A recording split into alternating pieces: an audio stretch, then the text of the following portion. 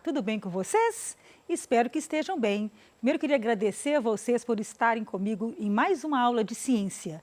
Meu nome é Marisa Araújo e a aula de hoje de ciências é sobre constelações e mapas celestes. Semana 1 do PET 7, quinto ano do ensino fundamental. O que nós vamos aprender hoje nessa aula? Nós vamos verificar algumas constelações no céu, com o apoio de recursos como mapas celestes, períodos do ano em que elas estão visíveis no início da noite, entender como as estrelas são formadas e como elas morrem. Vamos observar aqui esse céu estrelado. Nós temos aqui uma imagem de um céu estrelado no interior.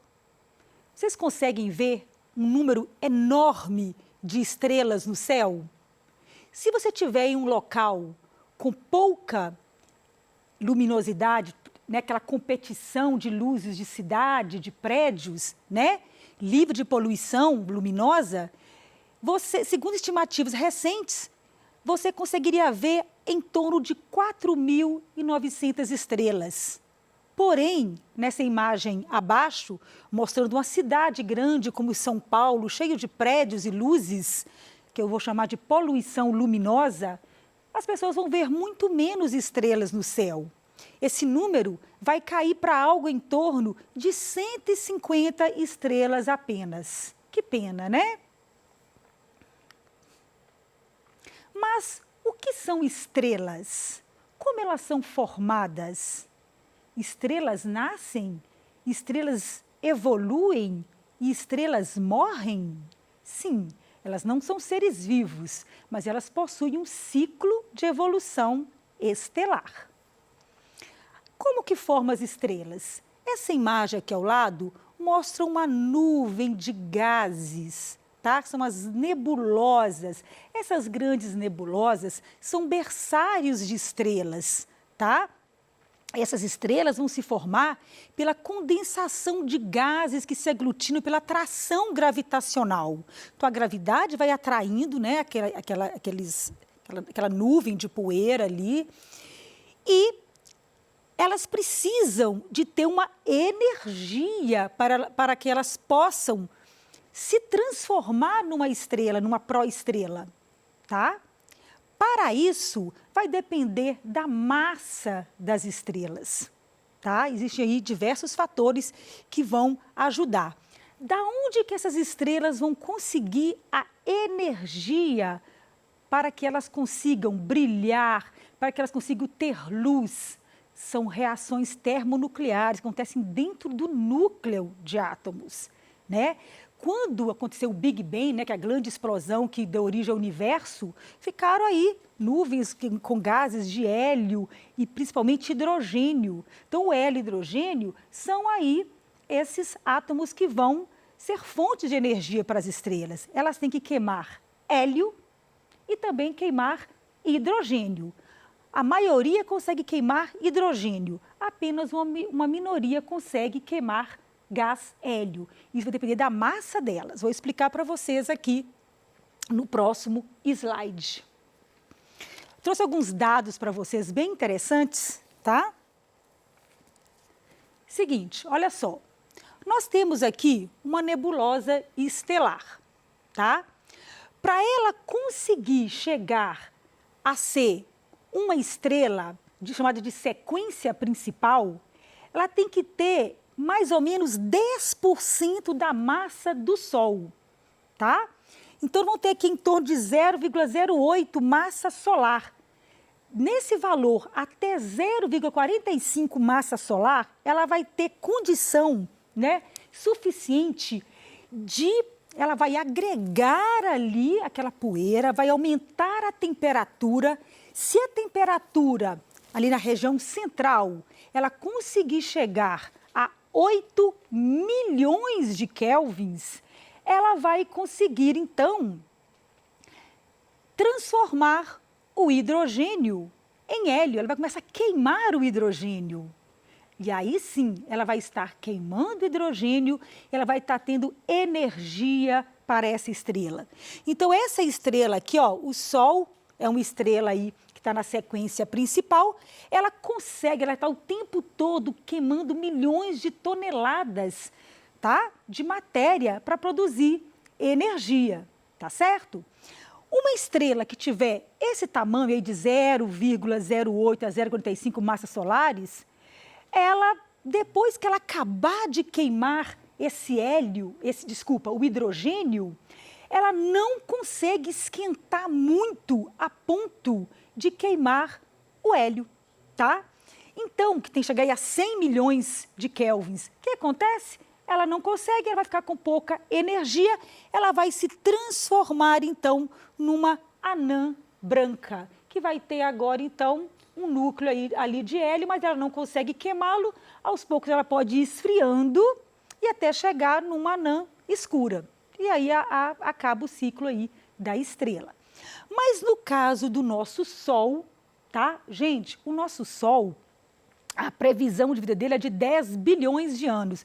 Nós já passamos aí para os 4,5 bilhões de anos. Então, o nosso Sol aí tem alguns bilhões de anos pela frente, tá? O que vai acontecer com o Sol? Quando o Sol acabar de queimar o hidrogênio dele, tá? O que vai acontecer? Ele vai ficar, então, utilizando a energia que está em torno do núcleo, tá? E aí ele vai expandir, vai aumentar a luminosidade, vai resfriar um pouco e vai se transformar numa gigante vermelha. E aí o Sol ele vai crescer tanto que ele vai conseguir chegar até a Terra, tá? E aí os mares vão se esquentar, vão ferver, né? Mas pode ficar tranquilo que daqui a uns bons 4 bilhões de anos, ok? Não estaremos aqui para ver isso. E aí, como o Sol ele tem um tamanho, uma massa solar suficiente para conseguir chegar numa gigante vermelha, porque ele consegue aquecer o suficiente, né, 100 milhões de kelvins, para conseguir queimar o hélio, né? Então, aqui na gigante vermelha, a estrela começa a queimar o hélio. Vai queimando, queimando, queimando e vai sobrevivendo. 90% da vida de uma estrela, ela está aqui na sequência principal, tá? Muitas vezes a gente olha para o céu, a luz que eu estou vendo da estrela, ela gastou anos-luz para chegar aqui. A luz, ela viaja no vácuo a 300 mil quilômetros por hora. Pensa bem. Isso indica que o Sol está a 150 milhões de quilômetros de nós. Então, para a luz do Sol chegar até os nossos olhos, ele gasta em torno de 8 minutos. Como a Lua está mais perto, por volta de 355 mil quilômetros, com um segundo a luz do Sol chega até nós, tá?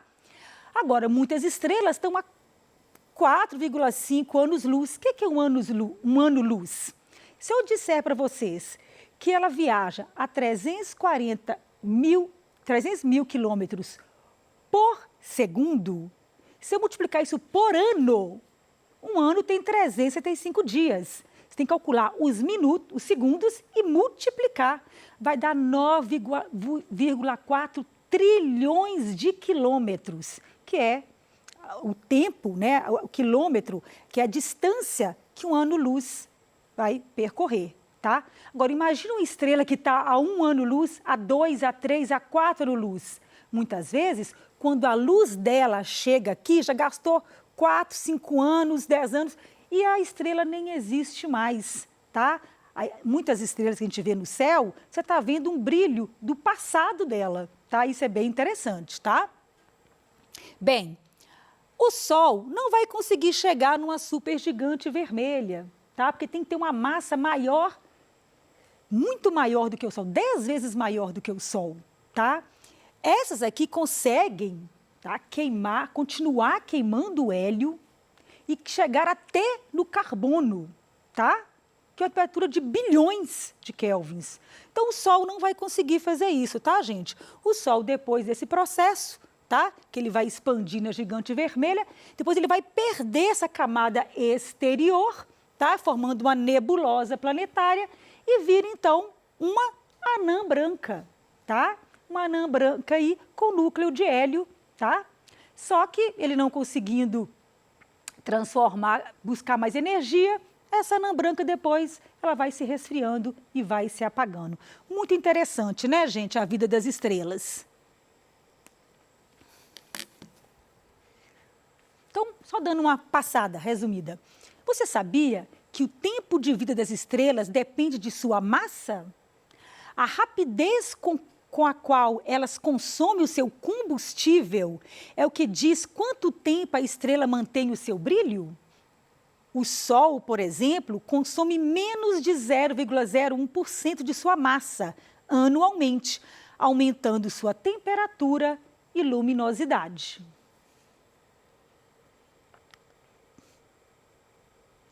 O Sol tornou-se uma estrela de sequência principal há 4,6 bilhões de anos atrás.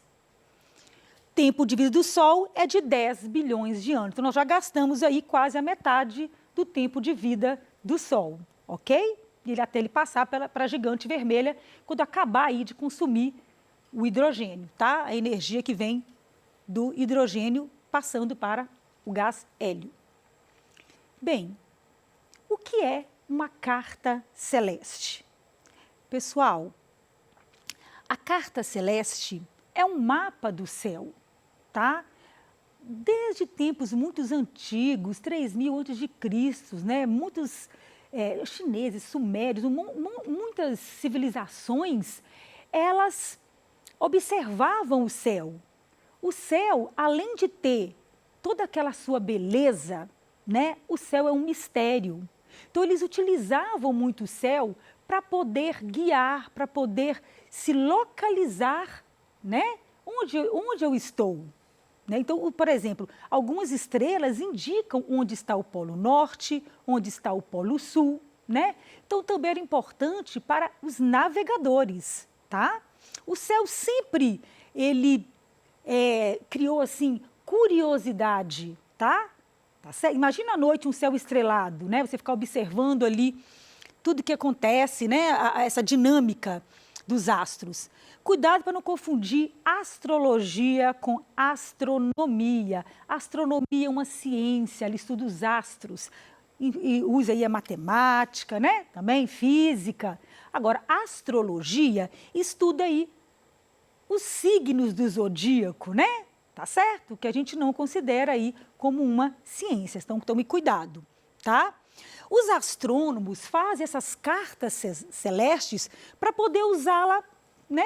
Para se organizar e poder usar com mais facilidade. E eles podem, então, localizar objetos astronômicos, como estrelas, constelações e até mesmo galáxias. Aqui eu trouxe uma imagem de uma carta celeste do século XVII, por esse cartógrafo holandês Frederik de Witt. Olha só, mostrando aqui coloridas, com imagens. Uma coisa interessante, quando essas pessoas olhavam para o céu, elas usavam o imaginário delas. Então, elas viam monstros, elas viam imagens de elefante, de touro, né? Então, assim, o imaginário ajudou a criar, olha, escorpião, a criar também desenhos das estrelas, formatos, né? Juntar uma estrela na outra e fazer o formato de um Y, o formato de um círculo. Tudo isso vem do imaginário aí dos astrônomos, tá? Aqui mostra uma outra carta, tá? Mostrando todas as estrelas que podem ser vistas no horizonte e a localização delas, tá? Para você analisar um mapa celeste, eles seguem pontos cardeais, tá? Norte, sul, leste, oeste, nordeste, sudeste, sudoeste, né? E assim por diante. E nós temos aqui, olha, tá vendo aqui esse meridiano que está em forma aqui amarela, parecendo um arco?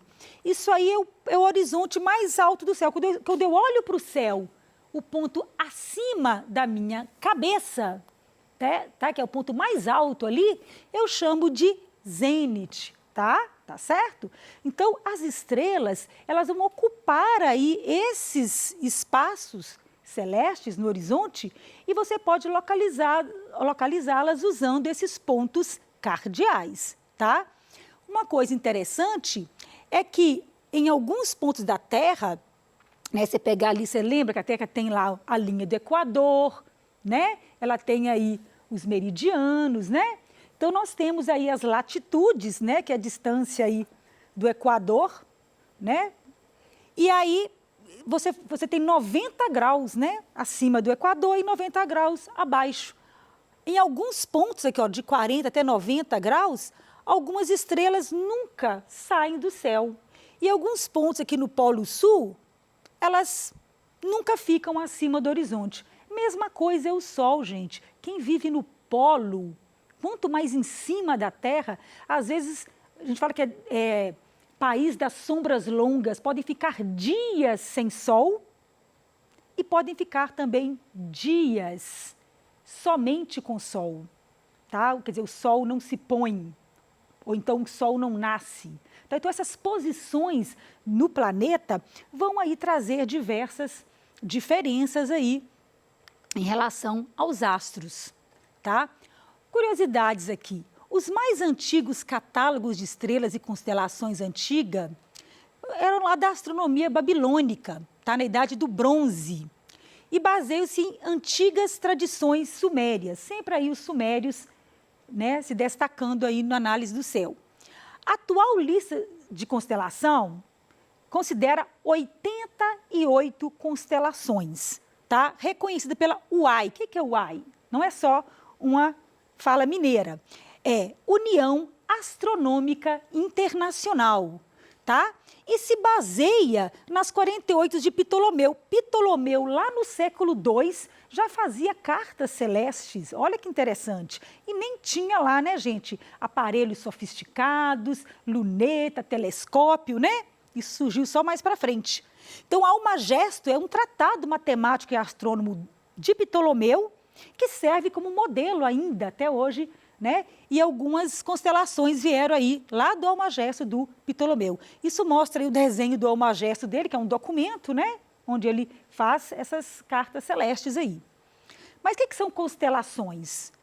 Constelação, né? É um conjunto de estrelas, tá, gente? Que ficam próximas das outras, que elas caminham juntas aí no céu, tá?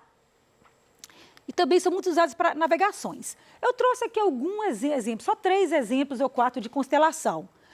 A gente conhece o Cruzeiro do Sul, né? Que vai mostrar para a gente onde está o hemisfério sul. A Ursa Menor e Ursa Maior, onde tem estrela polar, que aponta para o polo norte, tá? Nós temos também algo interessante saber aqui, que nem todas as estrelas e constelações que se vê no hemisfério norte, você consegue visualizar no hemisfério sul.